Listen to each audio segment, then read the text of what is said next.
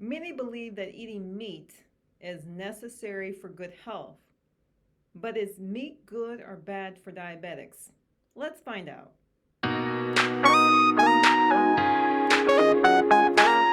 What do I mean when I say meat?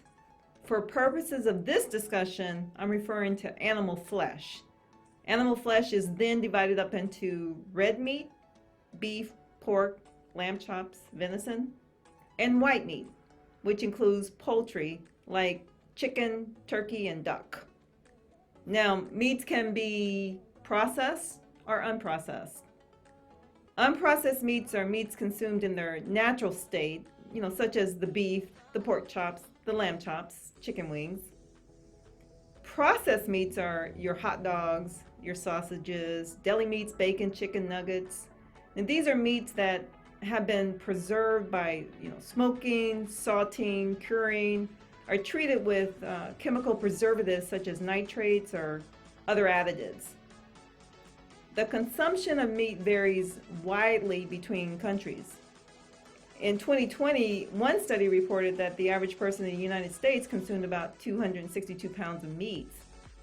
On the other end of the spectrum, a number of African countries consume less than 29 pounds of meat per person per year. 89% of Americans consume meat as a part of their diet, so we have a love affair with meat. And so when I talk to people about reducing or eliminating their meat intake, you think I'd ask them to stop drinking or breathing. As a matter of fact, I've had a family member tell me that if they can't eat meat, what's the point in living? Because they enjoy it so much. Meat consumption has been implicated in diabetes and many other chronic diseases. Studies demonstrate that on average, adults require 50 grams of protein per day, yet the average American consumes 100 to 120 grams of protein per day, mostly in the form of animal products. Now, I've dug into these studies, and there's a lot of technical and complicated science behind them, but suffice it to say that they demonstrate that a high level of animal protein consumption increases your risk of insulin resistance and metabolic malfunction, resulting in type 1 and type 2 diabetes. The prevailing thought is that we need to eat meat to be healthy and strong. But elephants are one of the strongest land animals on the planet, and they don't eat meat. We've equated protein with good nutrition and tend to believe that animal products, not vegetables and beans, are the most favorable source of protein. But in actuality, we can get more than enough protein the body requires from a plant-based diet without all of the deleterious effects of animal protein.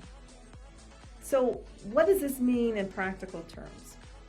Well, eliminate or minimize animal products. So instead of that bacon and eggs for breakfast, try scrambled tofu, chickpea omelets, or quinoa breakfast bowl. For lunch or dinner, rather than a beef taco, opt for a black bean taco. And instead of a cheeseburger, try a lentil burger. Experiment with a variety of veggies, legumes, fruits, and whole grains, and have fun. It will taste great, and your body will thank you for it. Until next time, I'm Marti R. And do me a favor, click the button below to subscribe to my YouTube channel and leave comments so that we can continue the conversation.